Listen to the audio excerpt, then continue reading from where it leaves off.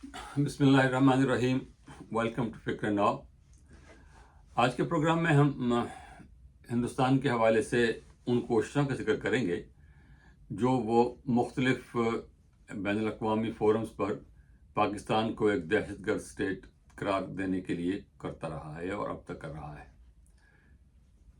Recent जो बात हुई है वो 6 और 7 जुलाई को होने वाली ब्रिक्स समिट है जो ब्राज़ील में हुई, उसके हवाले से है। और फिर उससे पहले जो उसी ब्रिक्स में जो पहले वो कोशिश करते रहे हैं उसके हवाले से, और फिर SCO conference, Shanghai cooperation organisation conference, जो पिछले महीने ही डिफेंस मिनिस्टर की कॉन्फ्रेंस थी, वो जो बीजिंग में हुई थी, उसके हवाले से बात करेंगे। एक तो ये कि भारत ने 2016 से मुसलसल ये कोशिश की है कि हर फोरम पर इंटरनेशनली वो पाकिस्तान को एक दहशतगर्द रियासत करार देने के लिए कोशिश करे, लेकिन उसकी कोशिश आज तक कामयाब नहीं हुई है। लेकिन वो इससे पीछे भी नहीं हटे। इससे पहले हुआ ये कि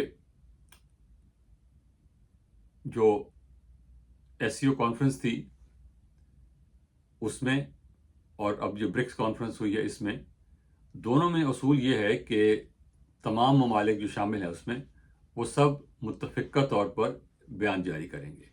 अगर कोई एक मेंबर भी किसी बात पर इत्तेफाक नहीं करता तो या तो उस बात को शामिल नहीं किया जाता या फिर उसको बयान को जारी उस पर फैसला ही नहीं किया जाता।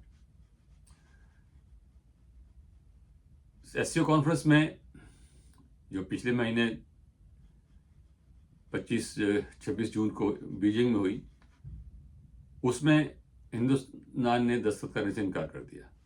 10 ममालिक, जिसमें रूस भी शामिल है, सेंट्रल एशिया के ममालिक भी शामिल हैं, चीन, पाकिस्तान सब शामिल हैं, उन्होंने दस्तखत किए, लेकिन हिंदुस्तान ने दस्तखत करने से इनकार कर दिया। तो उसके नतीजे में वो जो डिक्लेरेशन था, बयान, वो ऑफिशियली जारी नहीं हो सका।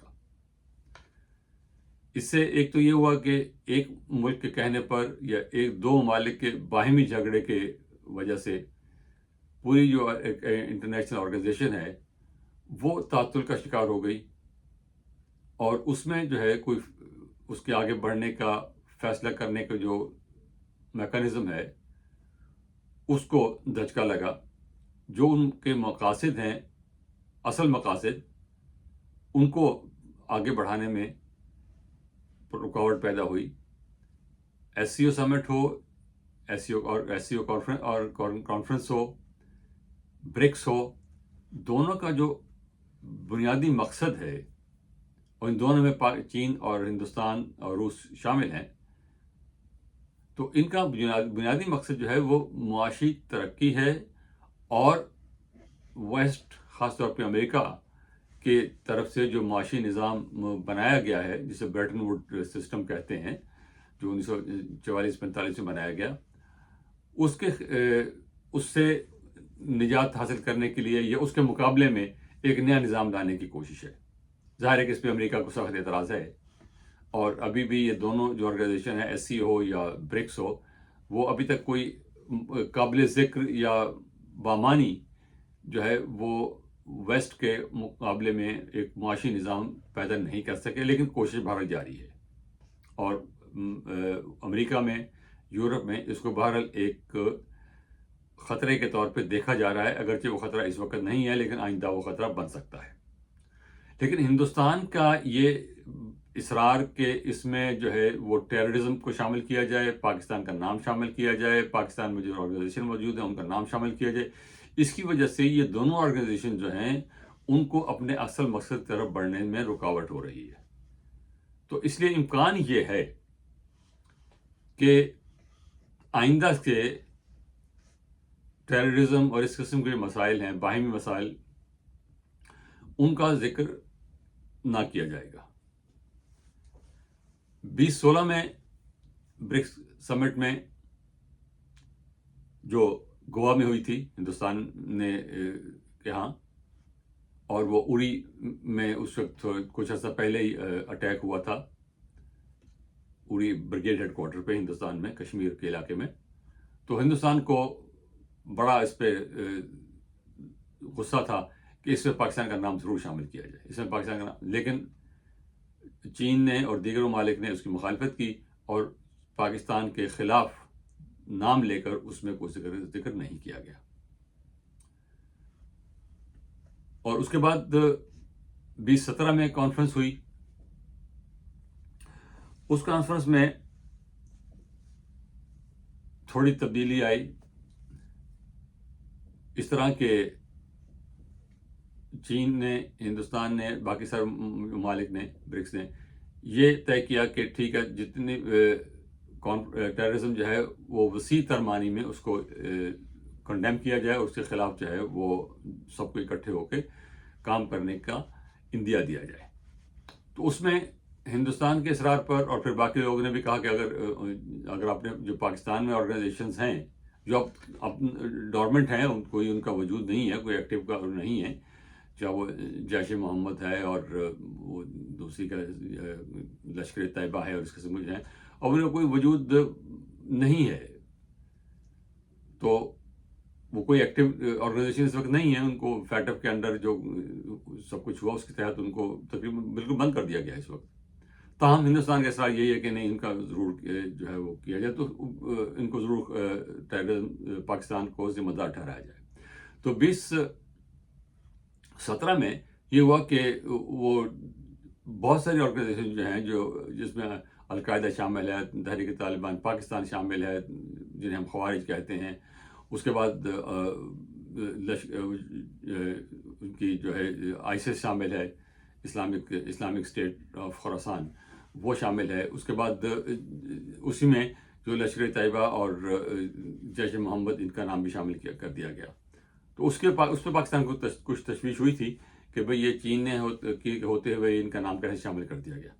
تاہم چین نے فوری طور پر اس کا اپنا بیان جاری کیا اور کہا کہ ہم پاکستان کے بارے میں جو ہماری پالیسی ہے اس میں کوئی تبدیلی نہیں آئی ہے، اور جو دہشت گردی کا جو لعنت ہے، پاکستان اس کا وکٹم ہے، پاکستان کے خلاف دہشت گردی کی جا رہی ہے، اور اس لحاظ سے اسی نقطہ نظر سے چین نے اس قرارداد کی حمایت کی. تاہم اس کے بعد یہ ہوا کہ اگلی کانفرنس 2018 میں جوہانسبرگ میں ہوئی، ساؤتھ افریقہ میں. تو اس میں پھر اس کا ذکر نکال دیا گیا. اور ابھی جو کانفرنس ہوئی ہے برکس کی برازیل میں، اس میں پھر ہندوستان نے یہی کوشش کی کہ جی پاکستان کا نام لیا جائے، ان آرگنائزیشن کا نام لیا جائے اور پاکستان کو کنڈیم کیا جائے، اور وہ اسی قسم کی تقریر انہوں نے کی. لیکن ہندوستان کو اس میں ناکامی ہوئی، اور یہ ناکامی پہلے سے زیادہ ہے. اس دفعہ جو 2017 میں ان کو کچھ حوصلہ ملا تھا کہ یہ ان آرگنائزیشن کا نام لیا گیا ہے، اس دفعہ کسی آرگنائزیشن کا نام نہیں لیا گیا. ٹیررزم کو ایک لعنت کے طور پر، ایک مسئلے کے طور پر، ایک تھریٹ کے طور پر اس کا ذکر کیا گیا ہے اور اس کے خلاف کارروائی کرنے کو کہا گیا ہے. اور پاکستان اس وقت جو سب سے زیادہ نقصان پاکستان اٹھا رہا ہے وہ دہشت گردی کے خلاف، دہشت گردی کی کارروائی کی وجہ سے جو پاکستان کے خلاف ہو رہی ہیں، اور جس میں ہندوستان کا شامل ہونا جو ہے وہ ہر شخص سے شک و شبہ سے بالا تر ہے. وہ ان کے اپنے اسٹیٹمنٹس ہیں، ہندوستان کے اپنے اسٹیٹمنٹس، ان کے لیڈروں کے اسٹیٹمنٹ ہیں کہ ہم بلوچستان میں یہ کریں گے، اور وہ کر رہے ہیں. تو اس کے لیے کسی ثبوت کی ضرورت بھی نہیں ہے کیونکہ انہوں نے خود کہا ہوا ہے. تو اس لحاظ سے پاکستان اس کا وکٹم ہے، اس کا سپانسر نہیں ہے ٹیررزم کا. لیکن ہندوستان کو جو ہے وہ جو ایک خبط کی حد تک یہ چڑھا ہوا ہے نشہ کہ نہیں ہم نے تو پاکستان کو دہشت گرد اسٹیٹ قرار دینا ہے، اس میں مسلسل ناکام ہو رہے ہیں. اور اس برکس میں ان کے ساتھ جو ہے وہ کافی برا ہوا اس لحاظ سے کہ اس میں انہوں نے کسی طرح کے بھی علاقے کے حوالے سے، کہ ساؤتھ ایشیا کے ریفرنس سے، پاکستان کے ریفرنس سے، کسی آرگنائزیشن کے ریفرنس سے نام لینے سے صاف انکار کیا ہے. اور اس دفعہ ہندوستان نے یہ کیا ہے کہ اس میں کم از کم انہوں نے روڑے اٹکانے کی کوشش نہیں کی ہے، نہیں کہا کہ ہم سائن نہیں کریں گے، انہوں نے سائن کیا ہے. تو یہ ہندوستان کے لیے ایک سٹیپ لوور ہے اس اس ایسکلیٹری لیڈر پہ، اس سیڑھی پہ جس پہ چڑھے ہوئے ہیں وہ، کہ نہیں ہم نے پاکستان کو دہشت گرد اسٹیٹ قرار دلوانا ہے. تو اس لیے ہندوستان کو اب چاہیے تو یہ ہے کہ اس سے پیچھے ہٹیں اور آگے بڑھ کر اپنے مسائل حل کرنے کی کوشش کریں.